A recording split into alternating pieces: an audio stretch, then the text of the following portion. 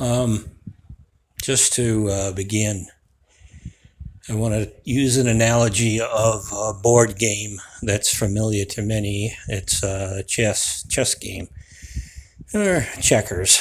And you think of the board, and it's divided into squares, equal number. Each one is a different color. Either half is red and half are black, or whatever the board is divided in. And there's a center, and there's usually four rows between the opposing sides, and then you have the pawns and the rooks, the knights, the bishops, the kings, the queens, and white, black doesn't matter because that's really not relevant to what I'm going to tell you. But when you look at the board, you see the pawn. The pawn has a certain value, and the rook has a certain value, and the bishop, and so on.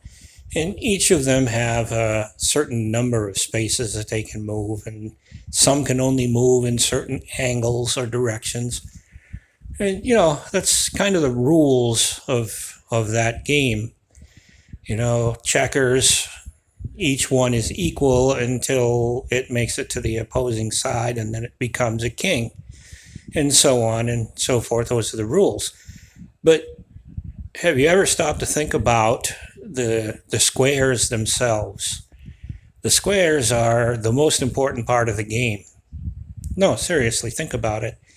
Without the divisions, the dimensions are all perfectly the same. They're all squares. There are no rectangles, hexagons, or pentagrams, or whatever. It's square, and it's set. It's predetermined. No square can pick itself up and move out of the way. It can't change its color. It's just there. It's stuck in that one position forever, for the duration of the game, when the board is made. It's never going to change. And I liken that, in this analogy, to life. And, some of you may think that you're just pawns in the game. You're not. Some of you might think, oh, I'm a rook, I'm a bishop, I'm a knight, I'm the king or queen. But if you stop and really think about it, you're really not. You're one of the squares. Because if you assign a value to, say, the pawn as someone who has an annual income of $52,000, let's say, that's not poverty, but it's lower middle income. And you don't have to stay a pawn. You can actually improve your position and say move into the rook neighborhood, and we'll give that a value of somewhere above $52,000. We'll make it $100,000, 52 to 100,000. And likewise with the knight, we'll say 100,000 to 200,000, and the knight, or the bishop, somewhere between 500,000 and $1 million, which, makes the king and the queen obviously more valuable in the economic shape of things on the board. But wait, outside of the board, there's somebody else controlling the game. Somebody who's telling the king and queen and the bishop and the knight and the rook and the pawns where to move to, where to assault their competitor, the person on the other side. And there likewise is a person on the other side who's controlling. We'll call those people that are controlling the kings and queens and so forth, we'll call them the 1%. And let's get back to you and me, the tiles, the squares, the permanently fixed in position. We can't even aspire to become a pawn because we're too busy thinking about what is going to happen to us. We're too worried. We're Are we going to be able to make rent? Are we going to be able to make rent and eat? Are we going to be able to send our kid to college? Are we going to be able to, pay off our credit card?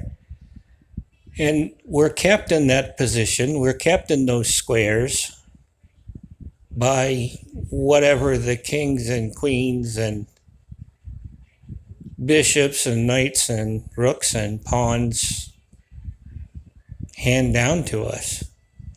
We're employees. We struggle, and there are some of us in these squares that are even lower on the income scale. There are people on Social Security, disability, or whatever, scraps, table scraps, are below minimum wage, below standard of living. So we get table scraps from, the state or federal government in terms of what the kings and queens and bishops and so forth call welfare. It's welfare. Let's give those poor people welfare, damn them. Let them die.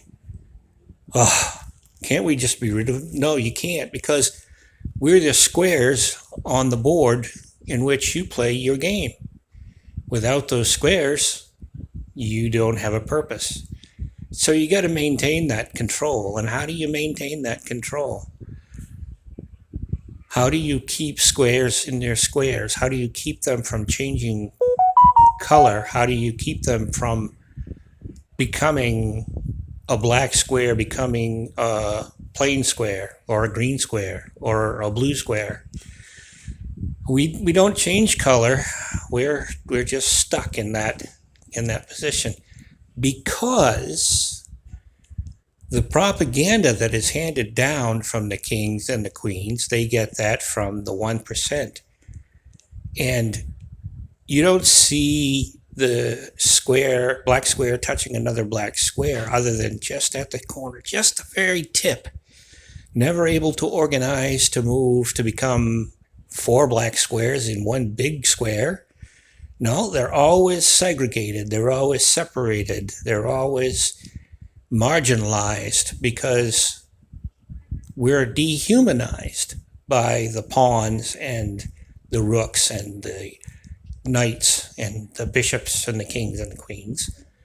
Because if we suddenly decided that we were going to go visit our cousin in Milwaukee and found out that there were a bunch of other plain squares there, we might decide, let's form some kind of unity. Let's become a community of our own thinking.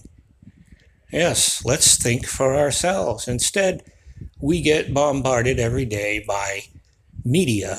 And what does media tell us? Well, the media tells us that the black people are rioting because they're mad because the white people are so evil. The white people are bigots and racists, and oh my God, and the LGBT people are saying that, the white people, they're all homophobes. They're all Christians. Christians hate homosexuals.